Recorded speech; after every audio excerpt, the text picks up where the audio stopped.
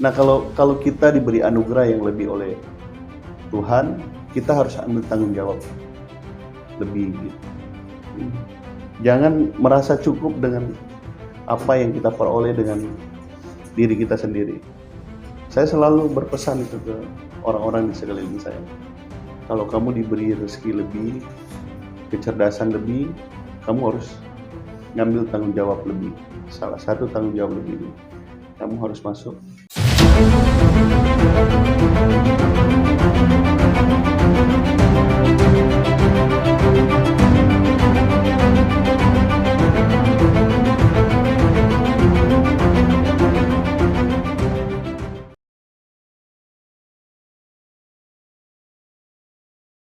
Parkir lagi di Istana, kembali lagi di podcast Jurnalis and Content Creator.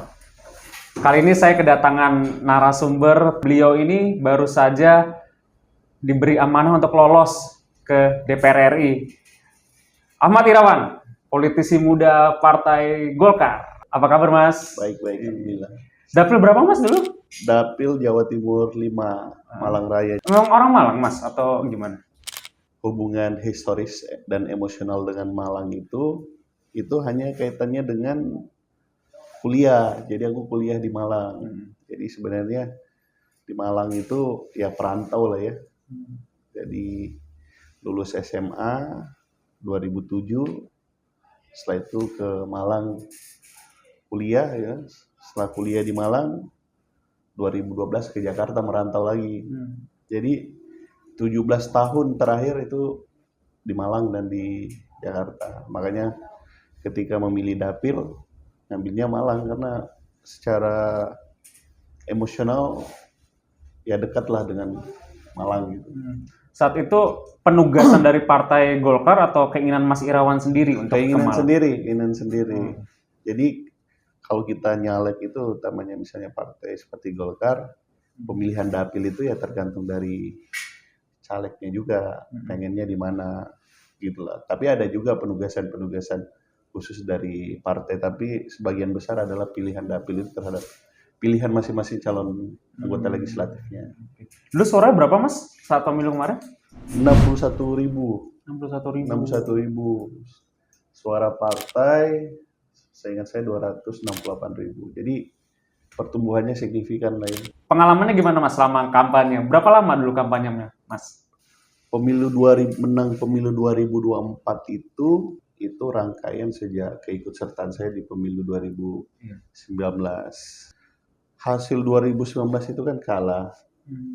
Makanya pola dan strategi di 2024 saya rubah gitu. Saya rubah dan perubahannya sangat signifikan dari 2019 pada saat itu. Strategi intinya itu mengandalkan tandem dengan calon-calon anggota DPRD kabupaten atau provinsi. Terus kedua, pertemuan secara langsung dengan masyarakat, kelompok-kelompok masyarakat secara langsung di banyak titik. Nah, itu berubah di 2024. Jadi di 2024 karena saya sudah punya pengalaman di 2019, setidaknya kan dua hal itu yang pokok yang saya belajar dari kekalahan 2019. Pertama adalah profil tim, kedua adalah profil wilayah. Dengan dua hal ini saya belajar dengan pengetahuan yang dan pengalaman sebelumnya. Hanya ini saya perbaiki gitu di tim dan wilayah. Setelah itu kan kita memotret gitu apa yang kemudian yang paling relevan dan dibutuhkan di lapangan gitu. Ternyata kalau kita mau menang sebagai calon anggota legislatif, kita harus punya tim dan kekuatan sendiri. Kita nggak mungkin menang hanya mengandalkan dan menggantungkan harapan kita untuk menang kepada orang lain gitu dengan mekanisme tandem atau misalnya mengandalkan struktur partai. Makanya di 2024 hal yang saya lakukan itu sepenuhnya adalah bagaimana membangun tim yang kuat, solid dan tersebar.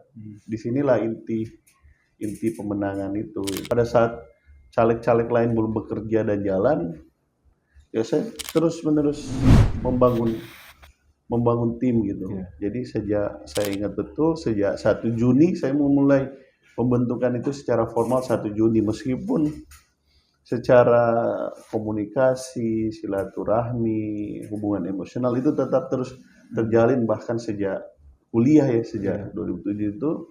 Tapi dalam aspek formal pembentukan tim saya mulainya 1 Juni karena waktu itu kan Hari Kesaktian Pancasila. Iya. Saya ingat betul sengaja itu 1 Juni.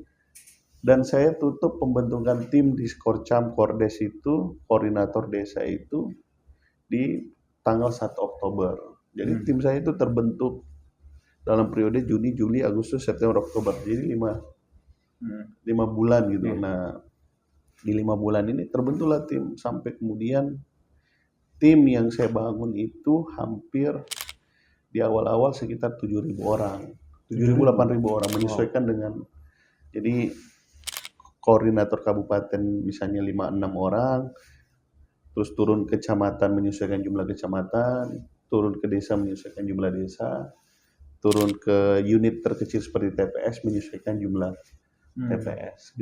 Nah, cuma memang dalam evaluasi terakhir kita, memang relawan yang kita rekrut di pertama kali itu sekitar 7.000 8.000-an, ternyata yang solid bersama kita di akhir itu sekitar 6.200, sekitar 6.400-an lah.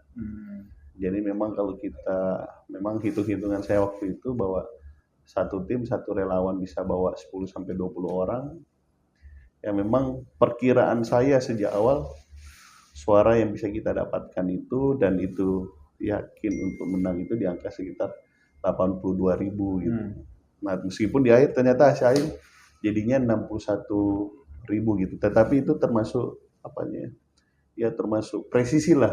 Meskipun ada selisih angka sekitar 20.000-an, tetapi memang pada saat itu sejak awal saya meyakini bahwa suara yang akan saya dapatkan itu di sekitar 62 sampai 84.000 gitu. Ternyata 61.000, karena kan kita bisa menghitung itu dengan kekuatan tim sendiri kita gitu. Mas Irawan kan cerita itu paham sekali ya strategi politik dan lain-lain yang tadi diceritakan. Memang Mas Irawan tuh background keluarga memang politisi ya Mas, atau gimana? Nggak ada Mas. Jadi ini kalau background keluarga, ibu saya ibu rumah tangga biasa. Saya lahir dan besarnya di desa gitu. Sekolahnya jauh. Di mana Mas? Di namanya Desa Sabang di Kabupaten Toli-Toli, Sulawesi Tengah. Jauh lah. Dulu kalau mau nyampe Jakarta itu naik kapal aja bisa sampai 6 hari. Ke Surabaya waktu itu bisa 5 hari. Terus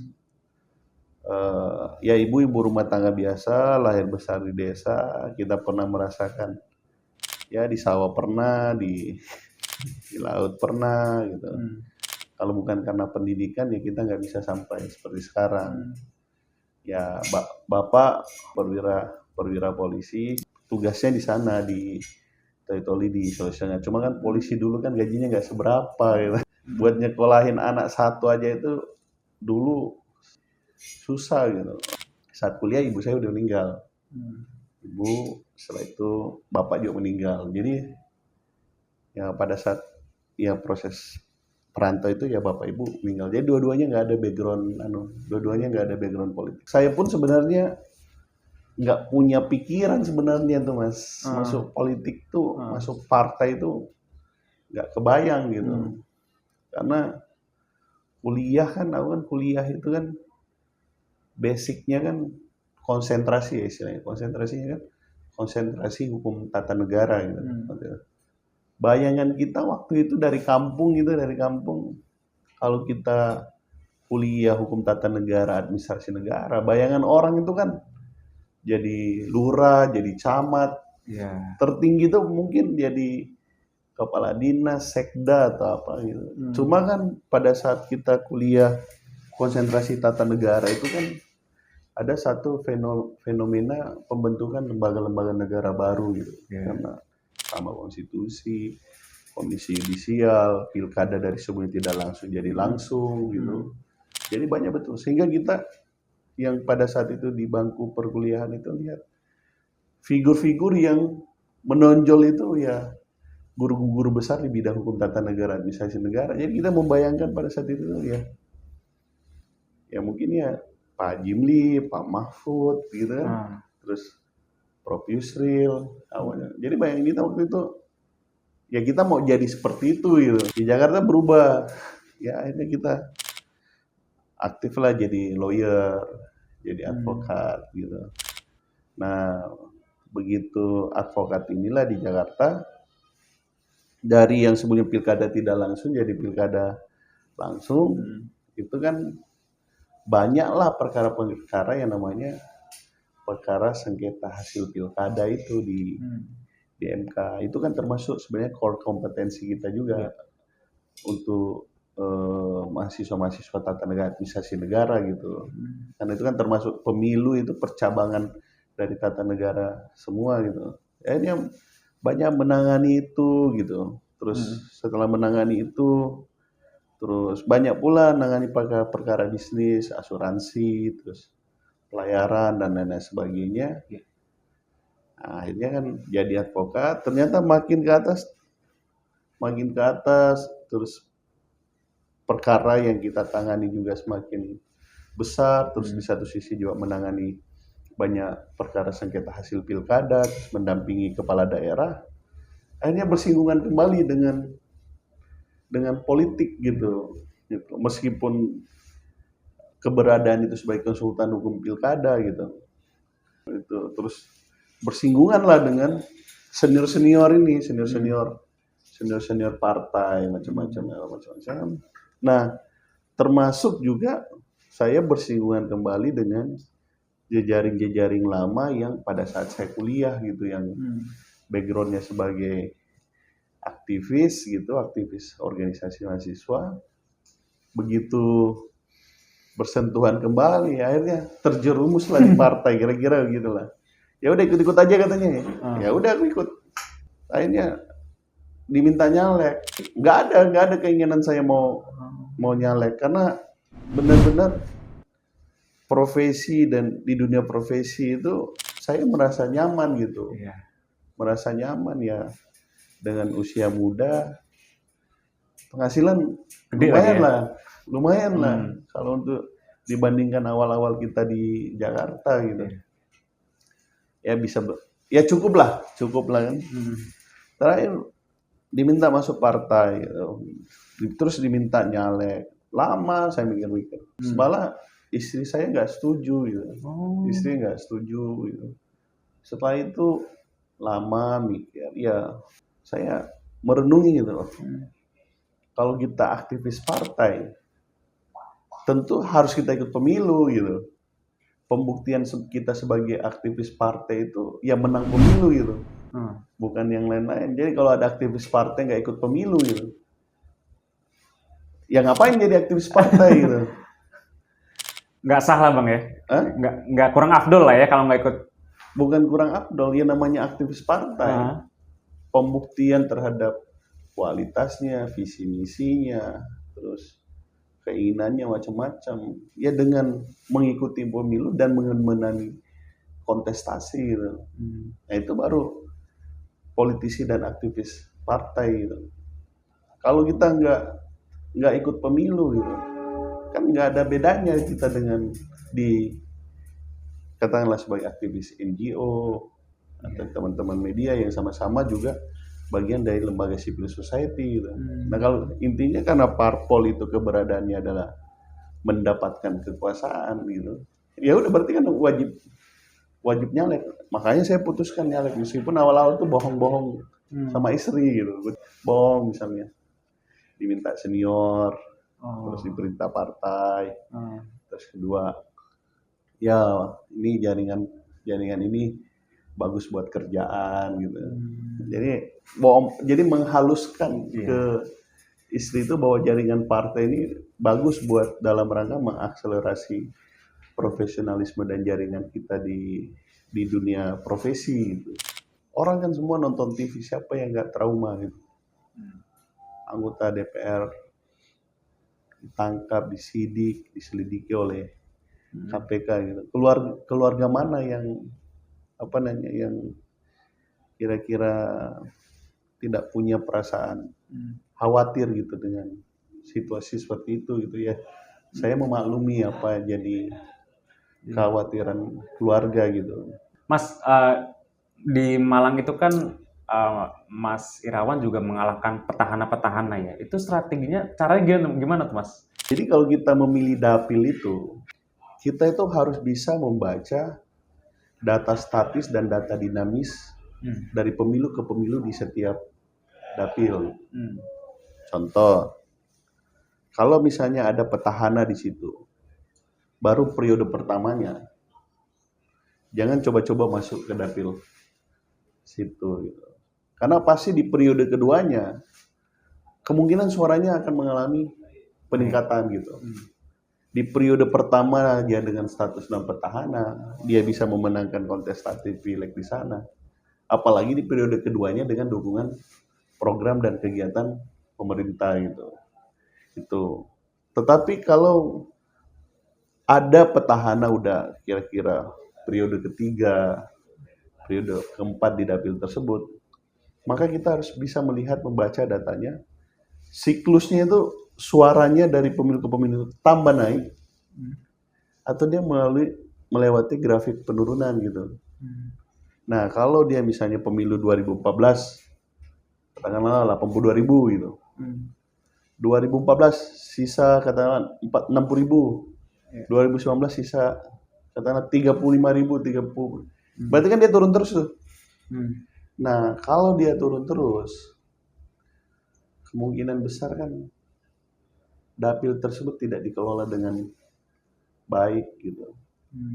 Nah, itulah kesempatan kita buat masuk dan bekerja. Sebagai politisi itu pandai-pandai melihat lapangan dan cuaca. Kita harus pandai-pandai gitu. Nah, khususnya di Malang misalnya, ya saya melihat bahwa di antara kabupaten kota di Jawa Timur, nah Malang ini termasuk dapil yang dalam pemilu ke pemilu, dari setiap pemilu ke pemilu, Partai Golkar itu selalu mendapatkan kursi gitu. Satu kursi itu udah pasti. Nah, kalau satu kursi itu udah pasti, maka kan tugas kita adalah tinggal memindahkan suara partai ke nama gitu. Jadi kita harus punya mapping terhadap basis-basis Partai Golkar gitu. Ya kita mapping. Karena nggak mungkin, ya, mohon maaf, nggak mungkin kita bisa meyakinkan orang gitu, mempengaruhi orang kalau kita nggak punya sesuatu yang menarik gitu bagi pemilih, bagi masyarakat. Pemilu itu daripada kita 5 kalah, lebih baik habis 7 atau 10 tapi kita menang gitu. Nah, kira-kira begitulah yang prinsip waktu pemilu 2019 dan 2024 ini. Ya memang saya lebih banyak habis di 2024 ini gitu. Karena pekerjaan melibatkan banyak orang gitu. Tapi efektif. Oke. Pengen di komisi berapa sih Mas nanti kalau misalnya sudah masuk di DPR? Kalau pribadi sih kan kita kan sebenarnya punya preferensi ya, komisi apa yang kita ingin tempati. Tapi kan kita tahu bahwa berpartai terus parlemen ini kan pikiran kolektif gitu. Pikiran kolektif terus penempatan kita di komisi kan juga tergantung partai. Tetapi biasanya partai itu memberikan formulir biasanya. Formulir kayak SMPTN gitu. Maunya komisi berapa, komisi berapa. Komisi berapa. Biasanya kita diberi 3 pilihan. 3 pilihan alternatif gitu. Nah, kalau seandainya partai fraksi minta saya memilih, tentu yang pertama saya akan memilih memang komisi yang memang sesuai dengan basic ilmu pengetahuan dan pengalaman selama ini di bidang hukum gitu. Berarti kan kalau di bidang hukum kan dia kan komisi 3 ya. Komisi 3 gitu. Tetapi dalam perjalanan ini visi kita juga, terus kita juga tumbuh dan besar di tengah-tengah masyarakat gitu kan. Kita tahulah kita kehidupan bawah itu seperti apa gitu ya. Ya saya juga punya pikiran-pikiran bahwa komisi-komisi lain gitu juga lebih berdampak besar ya untuk secara spesifik dan secara khusus kepada masyarakat yang ada di dapil saya itu misalnya komisi terkait dengan pertanian gitu karena Malang juga itu daerah agraris gitu terus pariwisata juga oke gitu ya terus kayak kita nih misalnya kita juga punya pengalaman mengurusi korporasi BUMN juga oke gitu energi juga kita bisa lah tetapi yang paling penting yang paling prinsip itu kita bisa melakukan sesuatu gitu jadi kita masuk di komisi tersebut kita bisa memberikan warna yang kedua juga konstituensi kita itu dapil kita bisa merasakan keberadaan kita sebagai perwakilannya di Senayan gitu. Pendapat saya ini pendapat ya bahwa perbaikan yang paling besar itu impact-nya itu adalah perbaikan yang kita lakukan secara struktural. Artinya melalui peraturan perundang-undangan gitu. Terus melalui proses penegakan hukum macam-macam. Karena mau apapun persoalan yang ada itu kalau dua ini baik pasti lainnya baik. Pasti lainnya baik. Tetapi ya itu tadi tuh kita kan di dapil kan ketemu masyarakat ini ngopi-ngopi. Saya selalu bilang ke masyarakat, mudah-mudahan ya saya jadi anggota DPR ada 3 hal yang saya sangat ingin lakukan buat jenengan semuanya gitu. Jenengan itu buat gitu. Pertama bahwa anak tim khususnya masyarakat anak-anak di Malang itu minimum bisa sekolah gitu. Karena seperti yang saya rasakan bahwa memang pendidikan ini bisa menjadi eskalator sosial gitu. Jadi anak itu harus sekolah. Yang kedua bahwa masyarakat itu rumah tangga itu harus berdaya. Jadi misalnya ada satu pekerjaan atau bisnis atau peluang-peluang yang mereka harus kerjakan gitu. Itu yang kedua. Jadi pendidikan terus tadi itu berdaya yang memanfaatkan peluang-peluang yang ada. Yang ketiga dan ini sebenarnya sudah sangat bagus bahwa kalau sakit itu bisa diobati gitu. Dan kita menurut saya sekarang itu kita udah sangat bagus tinggal kita perbaiki melalui mekanisme. Apa yang akan membedakan seorang Mas Irawan dengan ratusan anggota DPR nanti? Ya salah satu mungkin yang bisa jadi pembeda ya kita bisa speak up aja. Ya bisa saja jabatan sama, kedudukan sama. Bisa jadi anggota DPR lainnya mungkin kedudukan di partai dia lebih kuat apa. Tapi kan nggak berani ngomong.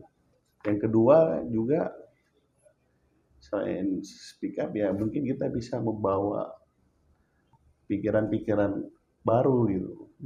Biasanya kan orang baru kan pikirannya baru, semangatnya juga baru gitu. Tetapi bukan berarti orang lama nggak bisa punya pikiran baru, semangat baru. Setidaknya dua itu gitu. Kalau yang lain-lain itu sama aja mas, anggota DPR tuh sama aja. Rata-rata yang terpilih ini menurut saya, kamu nggak mungkin bisa terpilih dalam pemilu kalau hatimu nggak lapang, hatimu nggak baik, nggak mungkin.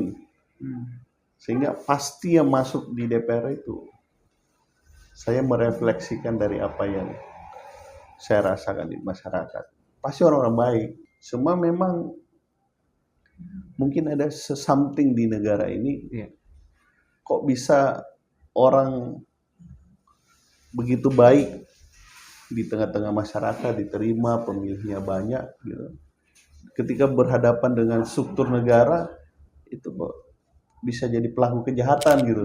Nah itu yang tentu kan ada sesuatu yang ada mismatch gitu. Ada sesuatu yang keliru gitu dengan cara kita bernegara gitu. Nah itu yang kalau kita lihat keberadaan fungsi dan peran DPR itu sebenarnya nggak mudah sebenarnya itu, nggak mudah berhadapan dengan katakan dengan eksekutif dengan siap dengan segala perangkatnya gitu, itu kan nggak mudah gitu. Di satu sisi juga ya saya nggak tahu gitu, anggota DPR kita itu dibekali itu dengan perangkat ya, kan kita ini hukum ya, perangkat memang kewenangannya itu ada gitu, tapi yang jadi sandarannya itu sangat sangat lemah gitu. Kira-kira apa yang mesti dibenahi atau terobosan apa yang mesti dilakukan DPR di periode Mas Irawan ke depan? Saya sih kalau saya sendiri melihat yang pertama itu kita harus membenahi secara struktural kaitannya dengan Undang-Undang MD3. Itu harus kita tata dan mapping kembali, itu yang pertama. Yang kedua, relasi dengan eksekutif atau relasi dengan presiden itu juga harus kita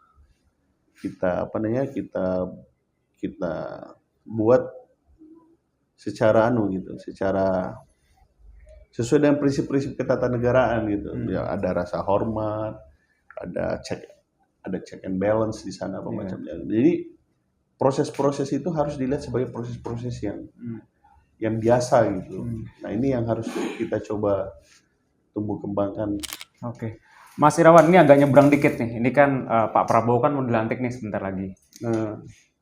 Ada perdebatan lah terkait kementerian. Jumlahnya yang akan diperbanyak menjadi 40. Mas Irawan sebagai politisi setuju nggak kalau kementerian yang ada sekarang nih diperbanyak jadi 40?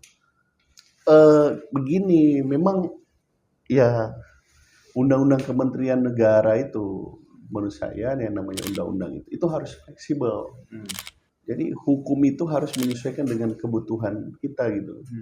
Jangan kemudian kebutuhan kita dibatasi oleh hukum itu sendiri. Nah, memang saya lihat rame ya mengenai Kementerian Negara. Kalau saya justru melihat bahwa sebenarnya undang-undang yang benar ini, ya undang-undang yang kita mau buat ini tidak membatasi presiden dalam membentuk kementeriannya gitu. Sebenarnya justru salah itu kalau ditetapkan harus 34 atau harus 20 atau itu menurut saya justru keliru gitu. Norma tersebut disusun itu justru keliru. Yang benar itu adalah bahwa kabinet itu ya harus sama tadi, harus efisien dan efektif, dan tidak harus juga bahwa satu urusan pemerintahan juga harus dibuat dalam satu portofolio kementerian gitu. Jadi ya kalau Pak Prabowo maunya 40 ya silahkan aja 40, 41. Mana yang kemudian memang menurut dia itu bisa menunjang atau mengakselerasi atau untuk mengeksekusi program visi misinya pada saat kampanye gitu. Jangan kita juga membatasi dari sisi itu gitu. Ya banyak yang mencurigai ya, menduga misalnya bahwa ini hanya sekedar bagi-bagi jabatan atau mengakomodasi kekuatan politik lain untuk mendapatkan jabatan menteri. Kalau saya sih melihatnya enggak di situ. Memang ada satu kebutuhan dasar yang itu terus berubah gitu di setiap periode pemerintahan berubah. Misalnya Undang-Undang Kementerian Negara kan katakanlah dibentuk tahun 2008 lah katakanlah. Sekarang kan udah 16 tahun. Masa dalam 16 tahun terakhir kebutuhan itu tidak berubah atau tidak bertambah atau nggak berkurang. Nah itu kan yang bisa melakukan assessment terhadap kebutuhan itu kan ada presiden terpilih gitu. Karena itu merupakan hak prerogatifnya. Pesannya Mas buat teman-teman politisi muda atau mungkin masih banyak yang skeptis terhadap politik. Mas Irawan mungkin ada pesan? Ya kalau saya sih gini, bahwa kalau mau berbuat baik, bermanfaat, politik ini adalah salah satu jalan dan caranya. Politik itu cara dan jalan paling ampuh dan efektif untuk kita berbuat baik dan bermanfaat untuk orang banyak. Satu. Yang kedua, Jangan pernah merasa ragu gitu untuk masuk di politik. Di dunia apapun tidak ada yang namanya kesempurnaan gitu. Orang bercerita bahwa politik itu kotor ini. Tapi kita nggak punya jalan lain bahwa selain politik. Karena politik itulah yang bisa memperbaiki negara ini. Bahkan di hal-hal terkecil yang mungkin kita abai terhadap hal tersebut. Bawang merah, bawang putih yang di dapur ibu-ibu gitu. Manisnya teh gitu kan, karena gula macam-macam. Kenyangnya, cerdasnya anak generasi kita. Itu diputuskan semua secara politik gitu. Jangan bilang nggak mau masuk politik tapi begitu harga bensin naik marah gitu kan. Begitu masakannya ibu di rumah bawangnya kurang marah gitu kan. Terus marah mahal gitu. Padahal itu semua kan diputuskan secara politik gitu. Ya udah masuk saja gitu. Kalau punya minat, punya keinginan gitu, masuk. Tetapi menurut saya tidak semua anak generasi itu diberi anugerah yang lebih oleh Tuhan gitu, oleh Tuhan. Masnya pintar, cerdas gitu kan. Nggak semua makhluk ciptaan Tuhan diberi bekal kecerdasan, kepintaran yang sama. Orang beda-beda, Pak. Nah, kalau kita diberi anugerah yang lebih oleh Tuhan, kita harus ambil tanggung jawab lebih gitu. Jangan merasa cukup dengan apa yang kita peroleh dengan diri kita sendiri. Saya selalu berpesan itu ke orang-orang di sekeliling saya. Kalau kamu diberi rezeki lebih, kecerdasan lebih, kamu harus ngambil tanggung jawab lebih. Salah satu tanggung jawab lebih ini, kamu harus masuk partai politik, kamu harus bisa bantu orang banyak gitu. Nah, kira-kira itulah pesan kita. Terus jadi politisi. Yang penting tuh kuncinya sabar. Kalau mau menang pemilu itu sabar. Kita juga pernah kalah gitu. Tokoh-tokoh politik yang mungkin teman-teman juga melihat, itu juga orang-orang yang pernah kalah gitu. Gak ada yang langsung menang. Pak Prabowo 3 kali kalah, Pak. Minta konsen persetujuan ke masyarakat melalui pemilu untuk dia terpilih presiden. Kalah 3 kali itu. Siapa itu? Pak Bambang Susatyo, ketua MPR. 5 kali, 4 apa 5 kali gitu kalah. Kalah pemilu. Siapa lagi? Semua pernah melalui fase kekalahan itu. Tapi kan orang-orang ini kan sabar. Resiliensi, daya tahan gitu. Yang kedua, yang ketiga juga kita ini harus bisa membaca peluang. Itu pesan utama saya juga ke teman-teman muda gitu. Harus pandai-pandai melihat peluang itu tadi, apakah peluang politik, peluang bisnis, macam-macam itu. Itu harus pandai karena kita harus realistis melihat lapangan. Nggak mungkin jadi politisi ikut pemilu nggak ada duit. Nggak ada mungkin. Tapi kita bisa mendapatkan pembiayaan politik gitu, dipercaya.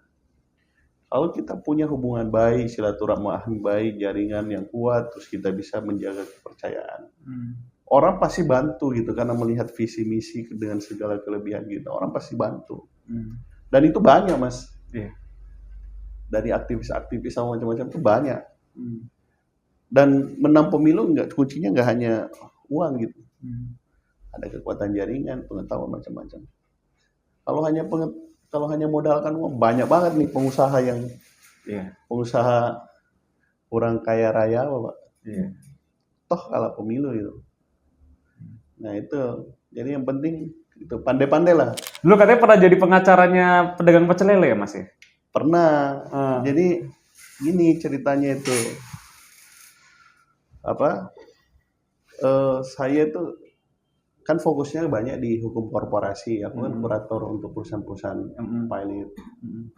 Tetapi kan intuisi kita, terus posisi sosial kita, latar belakang kita itu kan dari bawah gitu.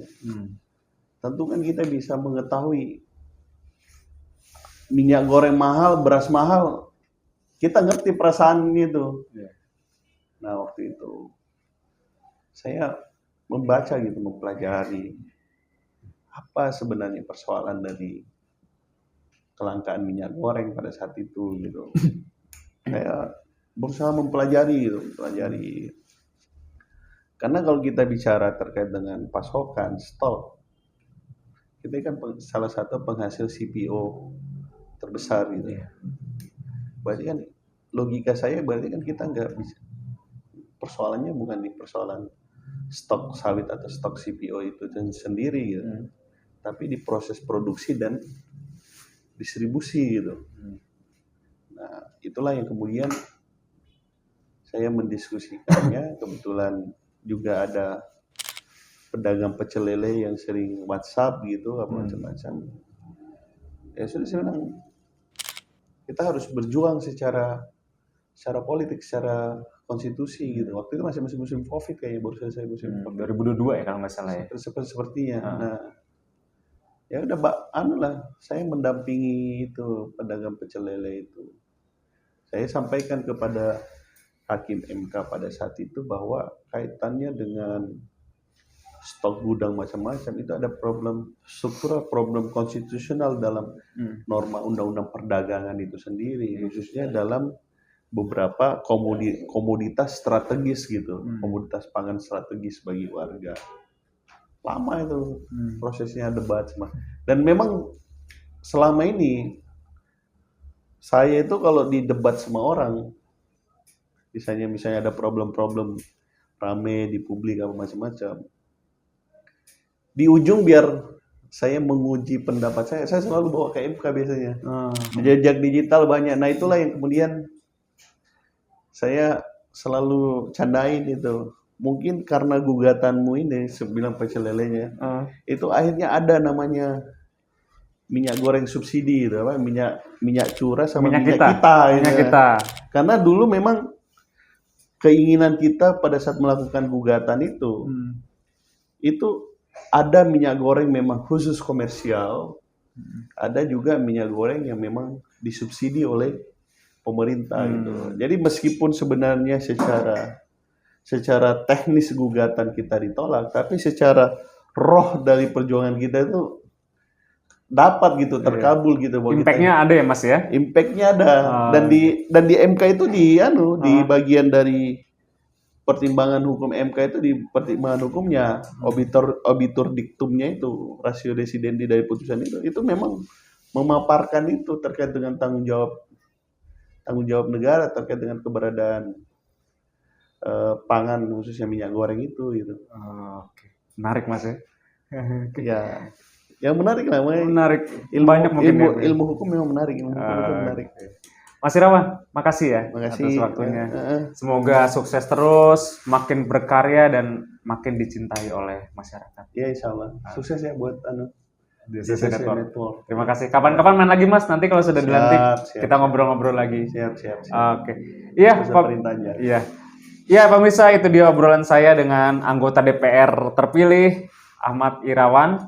Menarik banget dengar cerita beliau bagaimana terjun ke politik, mengadvokasi warga sampai pemikiran-pemikiran dan apa yang akan dilakukan Mas Irawan ini saat nanti memang sudah dilantik tanggal 1 Oktober mendatang. Kita doakan semoga Mas Irawan amanah, bisa menyalurkan aspirasi masyarakat dan bisa memperjuangkan hak-hak masyarakat. Oke, pemirsa, jangan lupa di komen video ini, mungkin ada masukan buat Mas Irawan atau ada pertanyaan warga-warga Malang nih, arek-arek Malang nih. Ayo di komen di video di bawah, dan jangan lupa juga untuk di like juga video ini, dan ini yang penting di subscribe terus channel JCC Network supaya kami dan teman-teman JCC Network bisa memberikan informasi yang bermanfaat buat kalian semua. Sampai jumpa di video selanjutnya. Terima kasih Mas. Sukses ya.